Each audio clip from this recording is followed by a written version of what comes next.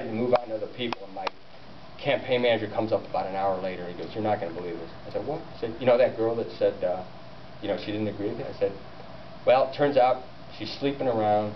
She comes from a broken family, and and she couldn't afford to have her college career interrupted if she got pregnant. So I explained to your position, she wants to work for you and your campaign." And then this other girl who I had met came up with 4 guys. It was really interesting because she was the spokesman. I had met them at the college Republicans thing at the superintendent's house. And she said, "Mr. Sullivan, we just want you to know we're really proud of how you answered that question." And you know what was great about that? The Lord freed me from having to win that night. Because I knew there were 5 people, or 6, that really, when they come to a moral decision in their life, they're going to go, this guy could have thrown away his political career, but he stuck by the truth.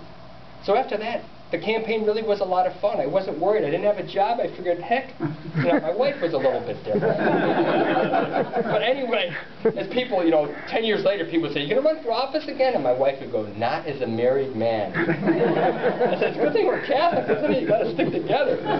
Okay, let me keep going here. Okay, Operation Rescue. I took part in that, and at the Hillcrest Clinic in D.C., which is now closed, I'm glad to say. Now, this was back in 1987, and one of my buddies who actually worked for Bob Dornan, who was a very pro-life guy, and Dick Armey, he's pro-life, and so he said to me, "Well, once you got arrested, you probably should have just gotten up and gone to the paddy wagon and not made them pick you up and all that. It wasn't really fair to the cops." I said, "Paul," now his daughters are the same age as my kids.